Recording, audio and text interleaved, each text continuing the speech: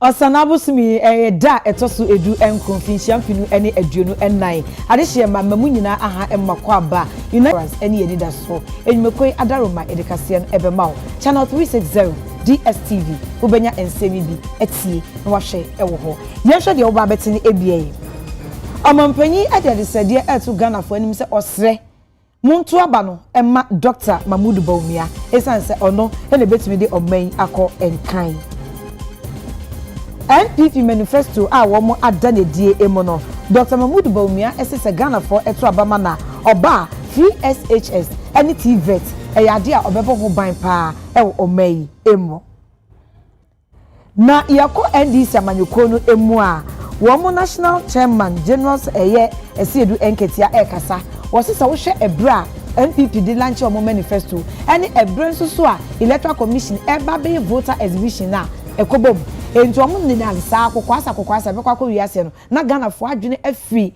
voter exhibition a EC eba be ne so enti okase ebra EC di bedi dwuma no wani eje ho a na eyade a wo boa yekọ epoe mantam emu a Zoom Lion for akasa no chese esu ene eban a Ghana for ye danedi efa ye ball a ho ba bi etwa wi de bi agu ni ade no eyade e ha dwe papa omanfo ensesa ensem no bebe eka we hu sa wo ka me ho a ye de agopama so de ebeka ho ne ye de asombo e wo kase yi emo obanyima efiache esiedu memamu nyina akoaba yentie ensem no enhyemu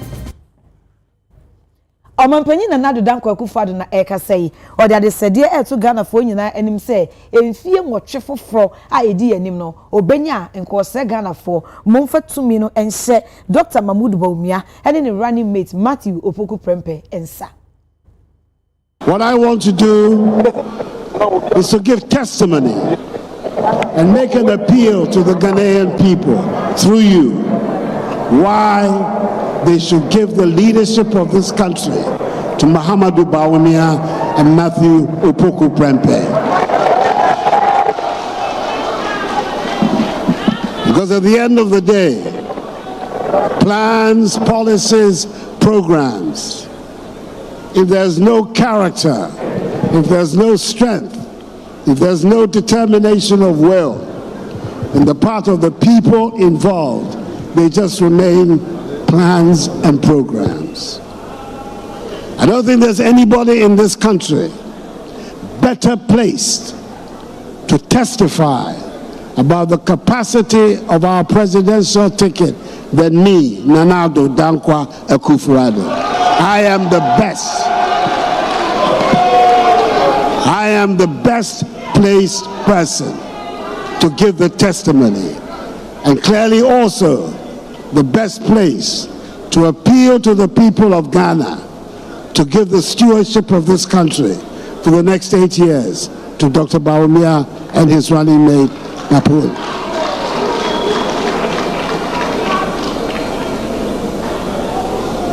It was 16 years ago that Mahamadou Bawumia and I first met and decided to join our lives together. I can say that there's not one day that I've regretted joining my life to his and his to me.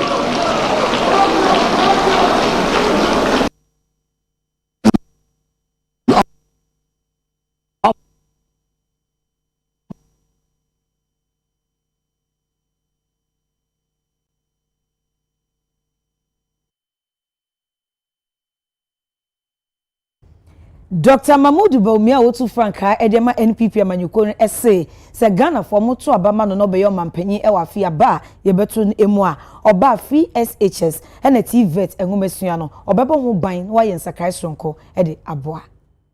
Fundamental to building any modern prosperous society is ensuring that access to education and health is available to all, and that there is a safety net for the most vulnerable. Under the two-term administration of His Excellency Nana Addo Dankwa Akufo-Addo's government, I can say without any fear of contradiction that no past leader has done more to uplift the poor and the vulnerable in society than my boss. We put in place new ones and expanded existing social policies and programs for the masses across Ghana, like the free senior high school, free TVET, Agenda 111, one constituency, one ambulance, expanding school feeding, national health insurance care for childhood cancer, sickle cell patients, and kidney dialysis, and so on. I pledge to you that my government will protect and deepen all these programs that several millions of you depend on.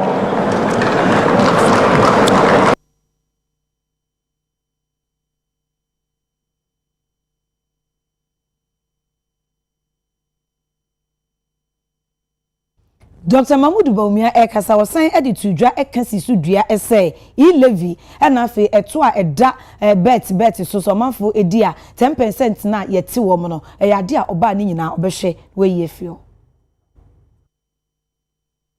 To start the new tax system on a clean slate, my government will provide a tax amnesty, that is a complete exemption from the payment of taxes and the waiving of associated interest and penalties up to a certain year to individuals and businesses for failures to file taxes in previous years, so that everyone will start afresh on a clean slate.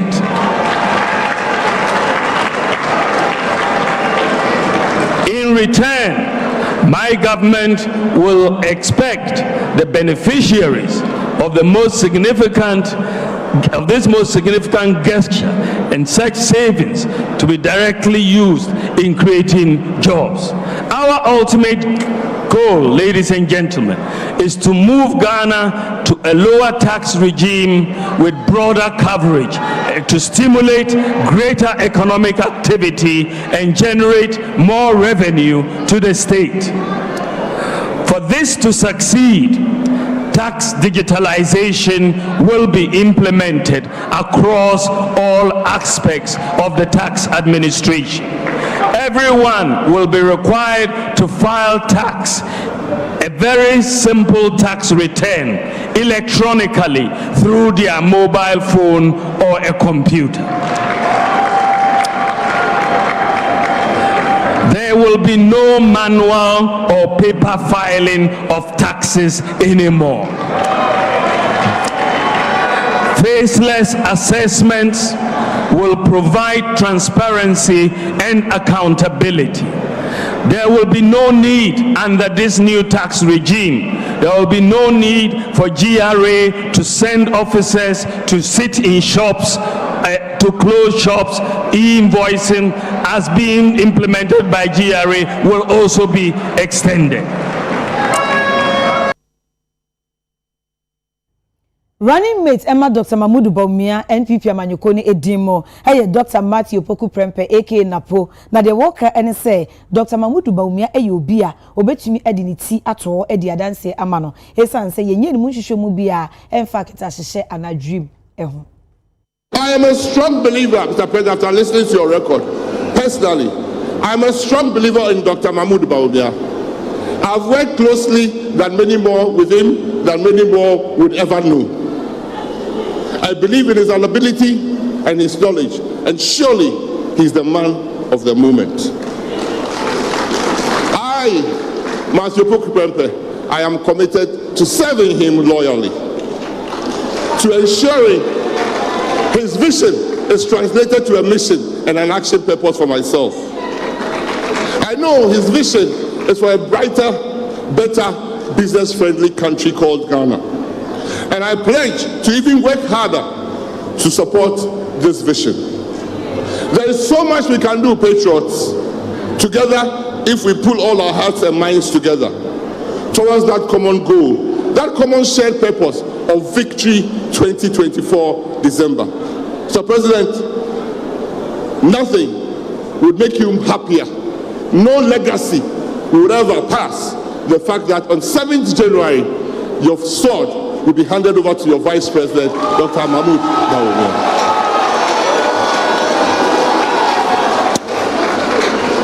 You've given the next generation ample time to study and to work and to serve. It is our time to deliver. Dr. Bawumia is a man of vision. He's a man on a mission. He is humble, but he is firm. He is affable. He is respectful. He is honest, and he is loyal. He is a problem solver and a very hard worker, a man of integrity and a go-getter. He is destined to take Ghana to the next level. Before I take my seat, His Excellency the President, let me say this, and I'll say it again. I know Dr. Alhaji Mahmoud Bawumia. He is not corrupt.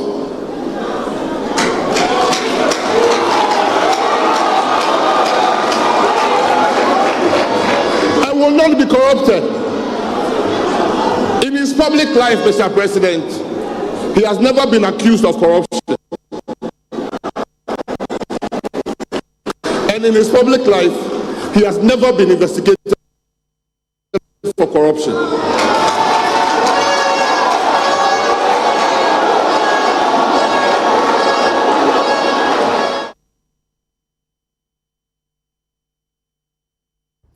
Kasiefi United Television so your ship house Abeka Junction and crying. Yet also Eddie Mamo na yebekwa homane so na yabonkomo ekakra. Enra ebra eye Dr. Mahmoud Bawumia ekasa ewo wo manifesto launch na ase no.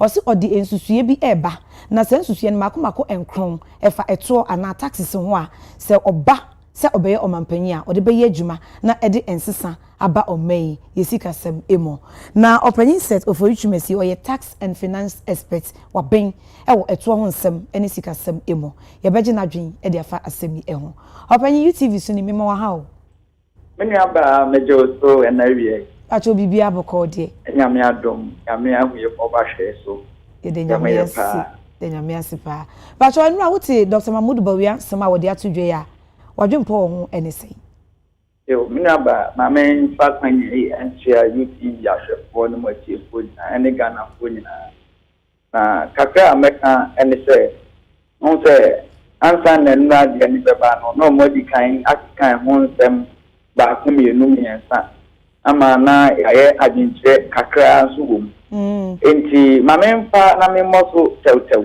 na fe yenhwe ni tsanso okay ne yaya nia ebeba enti ne dikan okan se na obema tax amnesty yemfa ne menka ne se ye de to a ye di chew yemfa free na ye de chew na ekire se ye to abamana from January no ana oba oti wo a wunti a woto na won file woto no o ma wa ba say okay yemfa ne se fi na besha ase foforo but eno no di kan kan no ye mu bebre ekire ya adin se tibia ene dia Ghana tinam se kan se ye be complete tax amnesty ebe ha adwin na emom ni anka ibetia ye nse wo a wo de ka we to no penalty anka wo so ye betimi di achew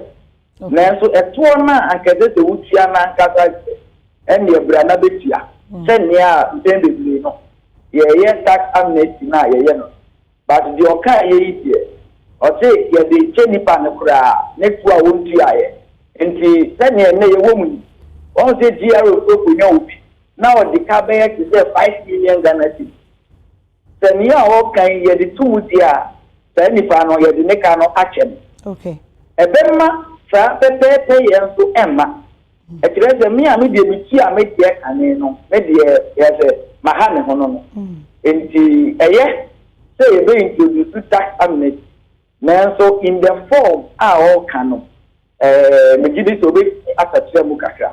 Okay. Ni eto so mi no o kan say obe reform VAT tax regime. Mefua so. If you say senya ye VAT NPP ebe ye no Nanado Amamu Dr. Bawu account. Ye na ye kan say ye can say ekum nipa ekum business. Okay. Because to ye dia to so or the national health insurance or the get fund and or the COVID levy obi no from so we levy and or the VAT ebeto so it will be no and next year almost 22% VAT. Okay. Efson a big matter ye o mind dia mu enti o se oba o pese o change na afei o man be ye that the next year that o kan say you jitum o se o be merge all the levy na afei o merge levy na e input and output back. Say ene aduma ko bi exia say so na o ton ni o ma o beti ni e o tua no afi ni a o ton ye ni mu mejitum na mejidi se to nyina no we na na ye kan wa asem obi anso ejitum ta na fein okabiem se obewi to see withholding tax on small scale gold exports about 1%. Sani okano so obeye adia nka eye. Okay. Ba kwa eno de na me no enya abolishing the betting tax. No. Me give this on reducing the tax on betting. Na say ye free work cry ni de. Ya hwe ni ye be ha adwin. If you say ye Ghana mra say income. And as you can be a won sa be kan e wo Ghana. And now benya ni baabi na so ye Ghana ni so de papa Ghana. Subject tax. Enti betting e bit me ayi obi adwuma oye edinya so mpaso. Na mpaso a free betting to baabi no. As I say subject tax. Ni a me imagine ni say the cost the nipa no e ka oboye edi twa bet no until 3 months na ya no tax no. But other than that ye every work run me this mwasa and now can be one of the new model or say investment tax credit. You can investment tax credit e wo tuo mu no yemfa na say odika futu a odi akose adwuma futu mu and now say odika futu na odi akose mu obema wo kwanya e wo mfie miensam ama wadi akose na e wo ne good side and e wo ne bad side.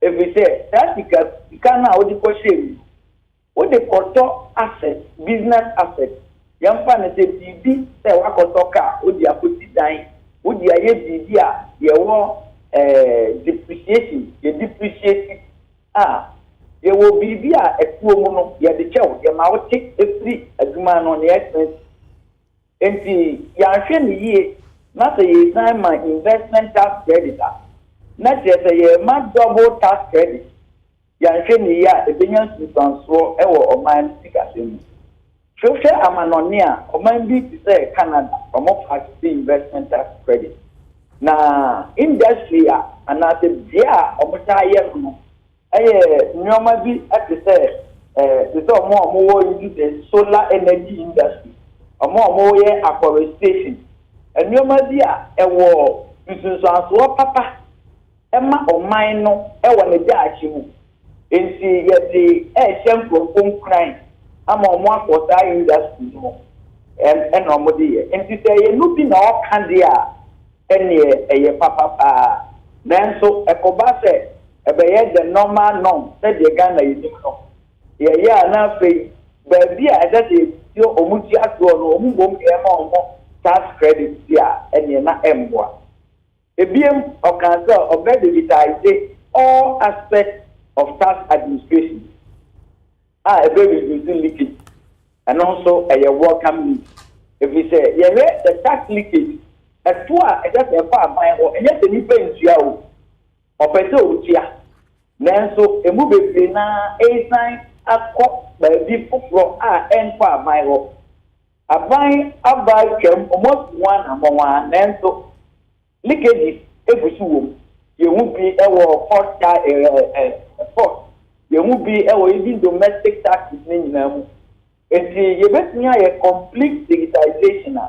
But this a good news and a better one. But you can, yeah, a yamina, waka, but so now a yamina, say, obey implemented flat rate for all imported.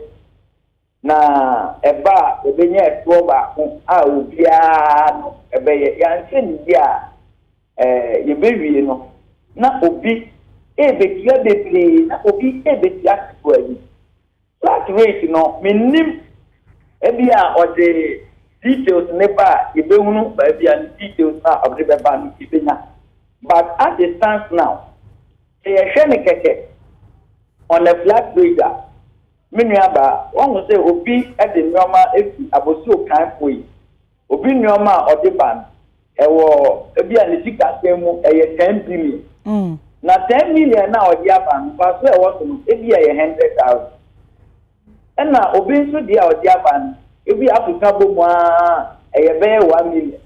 1 million now, the buyer, if you are a first offer, a 500,000. And see what they one great fair a better. One share, none near Nebuono, Nebuo, a wassail. One share now for taxing the breed. I can near Nebuano, Nebuo, a work and none had the prayer only to make it. And see, we did it the idea, as I said, they send me a nickel. Now, on shading you know. Okay, BM, if I say, obey harmonizing port charges. Ama a NATO, any a big matter, or more and no pushing. No, I align.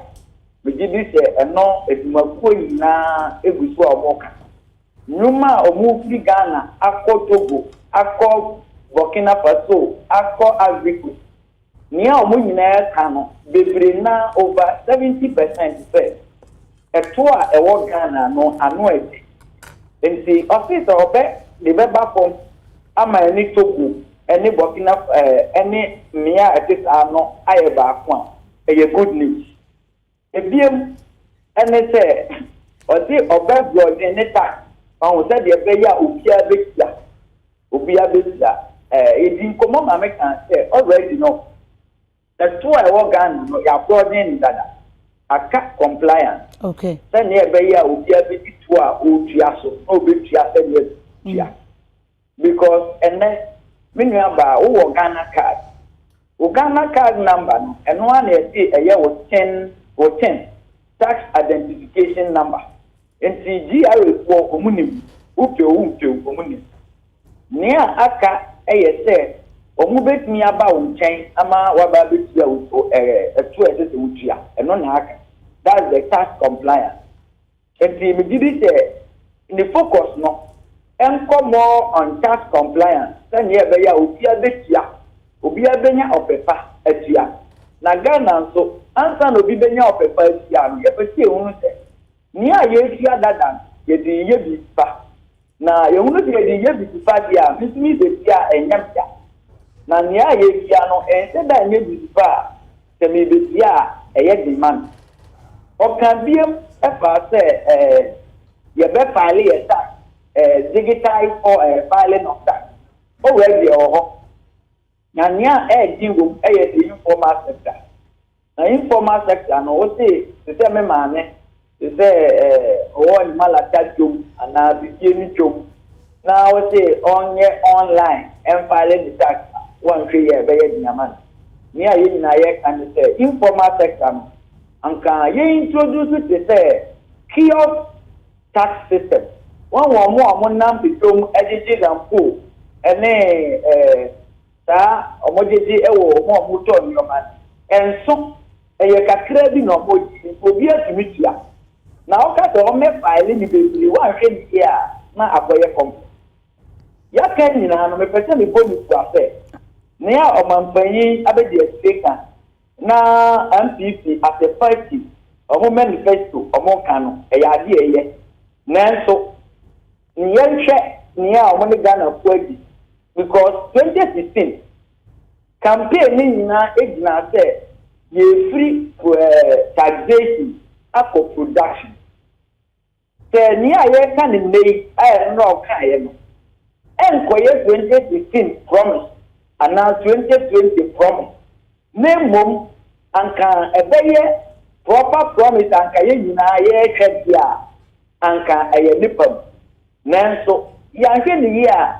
Na kwa ye near omo kan say 2015 near omo kan say 2020 a omo gina ye afei ba bi mpa ye gini say ye komu no omo de eba de enna na me share news kakra enna me hu say finance minister or this say ya no inflation come enti omo be na da be produce extra na nka omo de cost electricity no na me say nyanko ye nko no enna enie eti etada bi a politicians no amobeka omo nsem kam afanyina o bani pama mo afanya omo ba wi a na nia omo ye ene nia omo kanu na ebo afta nanso ewo professional point of view ye say a politician na all kata ena nka ekoye professional person remfa na to bi o ye professional on your political lens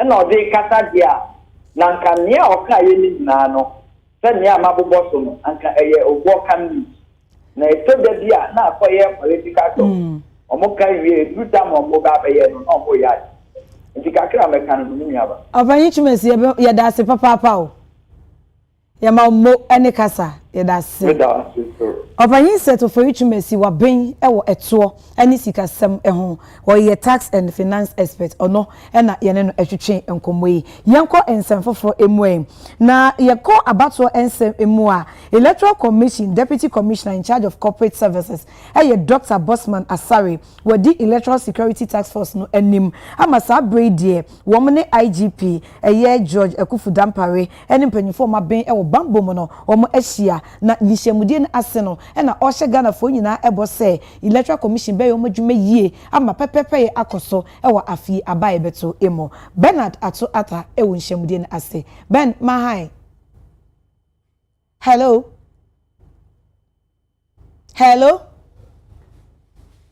Ben oti menka Ben abusuan fo miguso a epuso ahoma no semensa eka menua bema na mene no ebetwetwe enkomo na de akoso wonhyemede na sibia nso ode ama ahwefo na chairman oda NDC amanyuko ano Owura Johnson asiedu nketia de woka nyina nse se ohwe NPP o manifesto yo mada na die ene ochina Electoral Commission dwumedi a omuso ebedi voter exhibition na chese akobom aso omobo apa hyehye ho ene mutu an mo etesa na NDC ani nyo ho esanse omudwumedi emienu no NPP Manifesto no ebebunkam e dia voter exhibition ya Electoral Commission ebe so enti kokwasa sabo wan say akogu na omanfo dodo na ampe ho asem anhwe.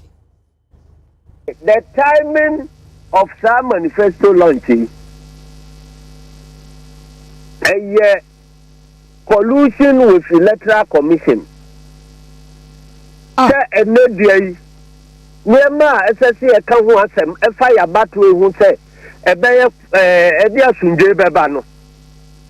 Now, ya jai who asem could be a concert is a oh, no, manifesto say, Master, I need to send na Ghana for your no. Chairman, a concert.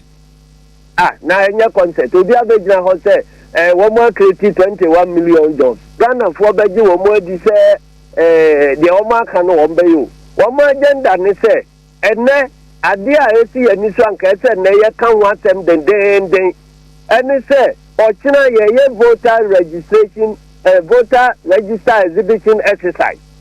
Adia edikai and say political parties minano. One benye copy of the voters register. Na China yatimi de akosha jumanase.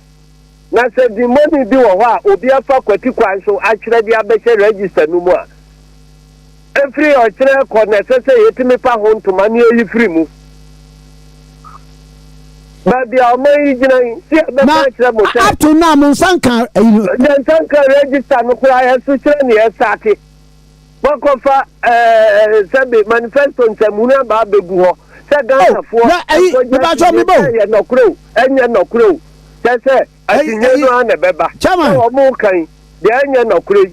obi be so ye nyina ya dwen be ko say ha wo mo di try nya nokre ha wo mo di try nya nokre Chairman ye ni be ho so ye see ya exhibit register na wie e di e wo ma akotwira begum nu nyina abe part of the system. Chairman maybe question say where dey say amanyoko na launch wo manifesto and electoral commission so ye na adwuma na kan we say amanyoko NPP no different for electoral commission. Aye. Then no different. So electoral commission on the about when him say appear hene onya kwanya nka manifesto debate o bakwa akota radio station ya debate bi. Ya obe ha about no so no. Onu ye different for NPP. And your collusion. That my ena japade document nyema nyina wom. Why on fasu collude with electoral commission? E fasu collude with court ni ade. Emma nipa wo mo pese abai we ni ebe chusu no entimi mbam na wo mo be sentra konya so ni nyina ye ade a wo mo akire ho ne ma nyina gu ho a ye nyina ye nimsem enu ti me de me straga na babunu bia so don't focus on this concept show a wo mo akoye. Let us all stand up and call the Electoral Commission to deliver the voters' register to us before the exhibition exercise. Chairman General. Or China exercise, you know. Chairman General.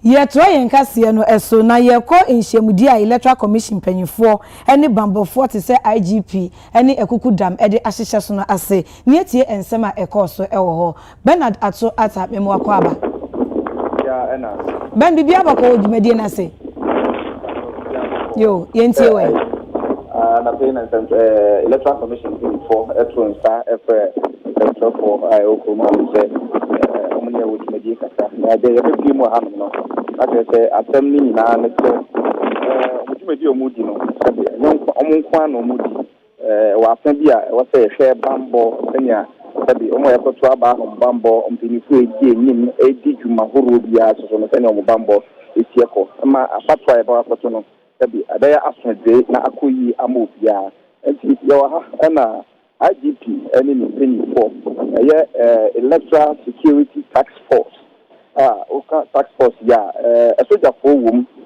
police for a whom fire service for whom immigration service for whom customs the security agency na IGP and that one na obi mu ha no that is if you and then not here them ura bosman afari ono edina seminar to ga not him kire say Jumedi omudi na no sena binkan ka omo nka no omo nyomkwa no mudi omo ne bambofo na egu na omo de omo hihye na omo nyomo bi omo yebia mu no omo make sure say anamon bi omo betu ama election ya ye ko 2024 election ya betu December aya asodwe no sa tetepe na omo hwe na omo aye enu nti nende omo ato nsa afre enuanani na eno ne kasa ye chiri no na IGP so eji aba no kasa ye ono so kasa ye no kire se Ghana for said ye nyina ye din da ye ho we wo fani we nuani we sister ni obehwa na just nyina no ye ni papa ko enti ye fasa isu ni ban ni sinsim no ye ma ense ye mu endi ye nim kan se ne be ya anamon bi a ye be kwakotu no ye some or this level na simple exercise ye ko yi ye mind thing for ye make sure say asomdwe ebeba na mum all kind of sanity no say obi biara say we ni pa ko ana say bi takuo bi a ombe say sebe omo interest ana say bi omo penti no omo de oman ne mbra e be show omo nsem say ombe basabasa de ani de ono ne mbrantie ani other security agencies ni na no omo mfa ne beke kwa enya dia omo de oni so ni pa no beke no omo make sure say kwan bia sabi omo be fa embra kwan so ani wu sai ni pa na di no omo ne obedi o tire say exhibition exercise start ochina na achina August 20th na every 27th August no eno so omugiremu gidigidi na futa se Ghana fo nyina se obia ne wo so mu yibia no sabi wo so utumi ehwe yi na wo ye no embrem na wo make sure say bibia obibia no e be asobe ebaba enya sadia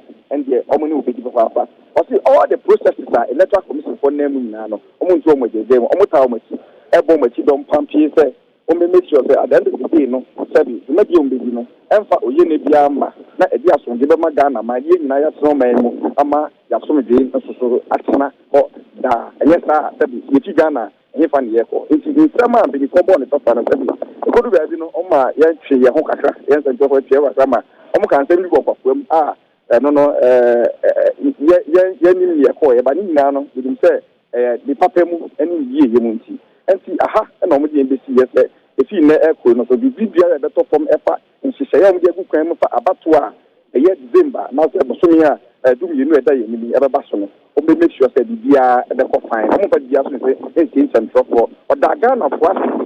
Or Dagan and Tropo say, the Bia between Sherry, you know, and I asked with the but the Bia, a Campesia, the engine, now, when that's what the Acadian, baby, aha. And I didn't see that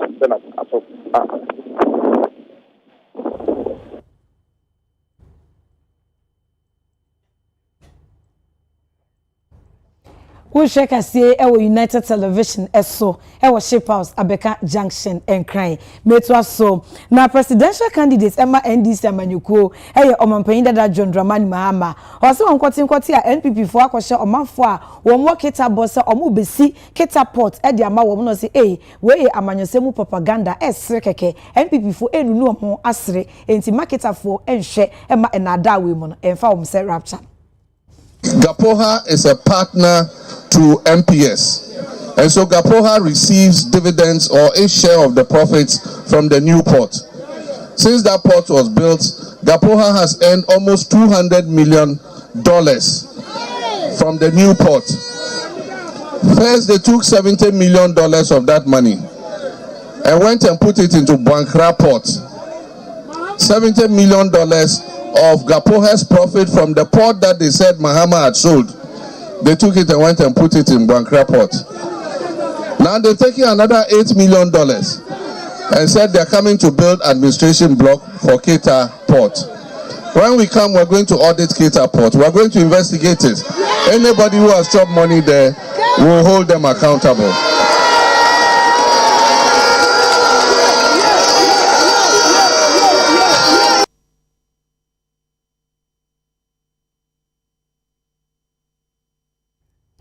Zoom Lion Ghana Limited say omanfo bi da esuni ben bi de se Ghana fo a ahomete e ba na ekwan ye fa so egu yesumina anaye bola wo si ba bia no da sani ato bola twa no de ato ha adwen se ya abonten se ye dem se ye kam ba bia no omanfo etutu enwura egu wo che se enkoyi emwa ema adwuma wo so omoye ene obo ade ne pa environment no ho entimi entikra. Senior Communications Officer Zoom Lion Ghana Eddie Ensamutu Ghana James Deku echere mu se nyame anim no kure Ghana fo sebi Ghana fo ye fia boroso womo eye fin womo prapra na womo esaguo no womo esan etototo fin ne de gu montene so santi aya na ama adwuma no aye enkobesie eno no womo kire mu se si ane nkonko yese wo be prapra no ma sanwura no akwakoto agu baabi kwa na emomu no womo hwese enwura na womo ebesesa na se fin na womo ebesesa aboa no nyina no womo ebetimi enya bibi no womo asonson so adandan ani recycling waste no na womo etimi enya esomfaso pa e de aboa oman no so empuntuo ensem esanso womo tokoso so womo e de enwura no egugu be ya basabasa wan hwe be wi akire ne fina na bekoso amene yen. We believe that we should bring that innovation, that is climate resilient project, and having an integrated recycling plan makes you the work easier in terms of the waste aspect. The waste that you would have just openly dumped onto the landfill or open dumping that may emit some climate induced gases. Those waste will now come to a facility where they are being managed well, and then we are able to save the environment from some of those pollution. We are looking at sustainable way of managing waste. We just don't want to collect the waste and then dump. We are looking forward in creating a circular economy, an economy where we are able, for example, within the waste sector, we are not just going to take material, use them and then dump them, but we are able to reuse them or by recycling them into usable products. So the future is to create a circular economy of Ghana, and we are hoping that with what we have started at the community level, regional level, where we are seeking to create some of these recycling facilities, we will be able to create a circular economy of that. Subai, I am man for no, sanitation hono. Obi no munsu ana watu achene. Ebi kura ni shops no, bebre ni bola chance. Di kura munura. Efie mu no ebi ni bola chance de kura nwura. Ochichi okotokuo bia mu a na odi ato ho. Na nkura abe skata no. Na emmoa baako bi esi wa adenta. Osman ne ba ne so onfa nwura ne nkonko to bola chance. Ose bola so de ne mmoa ne nam. Se na chiribi pa wo a wabobɔ ne ho hye ansen ka nyame a pasa wo kra ne yie ne wakata so nsuo nkom emfa yarewa mma ebua so ye ba ya befa ne kama ti mesre so obia nya bola chance ni bi no fa nkra ne nwura no se ne be ya zoom lion ba ne ya befa ne akotwiti ye dane ani a ne ya san bi aba.